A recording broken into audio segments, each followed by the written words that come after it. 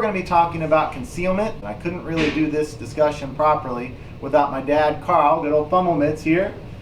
He came up with the design for our grass mats and the hoods that we use. So the concealment of our layout boats has been kind of a progression. How long have we even been using layout boats? About 7 years? Oh man, no, it's we've had those Karsten boats for 12. You think it's been that long?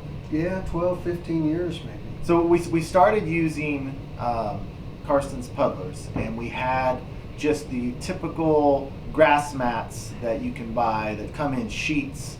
And why did we go away? Why did we go away from them? Well, we went away. Though you can really cover up with those things, but you need 3 or 4 of those big sheets to cover your whole boat and go up over your head and everything. So I got to thinking, the dog has got to go behind us, and we need to cover the dog, and we need to cover our head. So I came up with the idea of a hood that would pull up over. Most guys, when they have the layout boats, most guys using layout boats, they have bigger boats than ours, and they're using, I don't know what the kind of the flaps, the doors that lay over your chest and you pop open. Right. We can't use those because when we transport our layout boats, we're frequently stacking them on each other when we put them on the 18-foot well-built boat. So we have to have some form of concealment system that can be taken on and off as we need them, because probably only 4 or 5 times a year do we actually lay out. Well, yeah, and we don't just use these boats just for layout hunting. So we needed something that we could put on the boat and take off really easily, like at each hunt if we wanted to. And this awning that goes up over the top of us, we can just take it right off and roll it up, and away we go. It's a pretty easy system. We're going to show you how we attach the raffia grass to the back little fencing that we use, and we're also going to show you the hood. And then we'll get a look at Fummel Mitts' pintail and how it attaches to that and how we use the hood. Maybe we'll even make him lay down in there with, I guess Izzy will have to do it since Candy's not I here. left Candy home, so Iz will have to get in there with me. All right, why don't we go ahead and show them the fittings and everything and move on to that. All right, let's go. All right, so this is just a little introduction to the different components that we use to make our hood and our tarps and everything. The first thing that we need to do is to make the hood, or the structural framework of the hood. And for this we just bend electrical conduit like so, and we're going to attach that to the boat itself using these bimini fittings. And they attach to the boat, and then the little arch slips in there, and then it just opens up and down. So that's how the hood is made.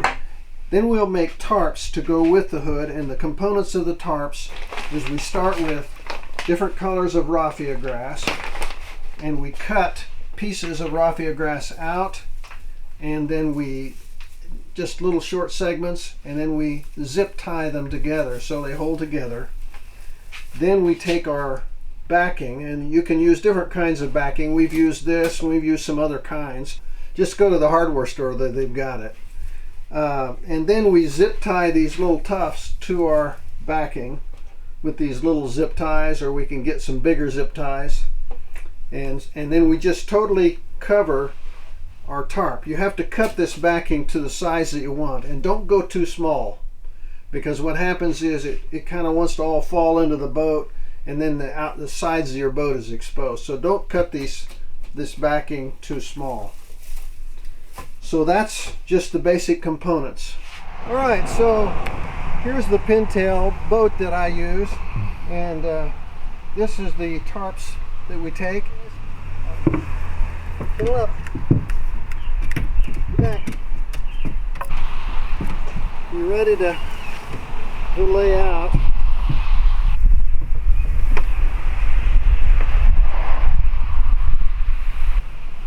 So this is the way you hunt.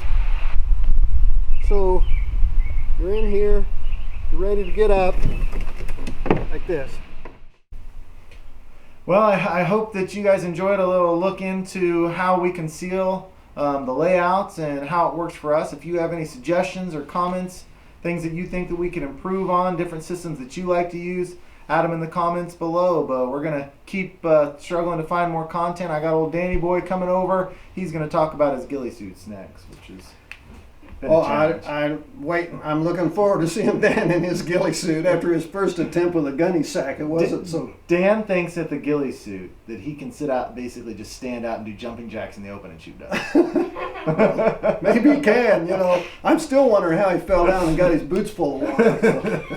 So. Just one thing about how effective this layout thing is. Now, how you go about equipping your boat and laying out is one thing. There's a million ways to do it, but I can just tell you that for years I couldn't figure out why I wasn't shooting mallards and getting them in close to my decoys. And when I started laying out and covering my body, my head, keeping the dog covered, once I did that, then everything changed. We see a lot of you guys coming out with 5-gallon buckets and setting in 2 feet vegetation. Bucket squatters. Yeah, we were bucket squatters. It's been so long ago I can't remember, but I can tell you, I know I was, and that's all fine and dandy, but you're not going to get them into your decoys really closely that way very often. And so this is the way to do it.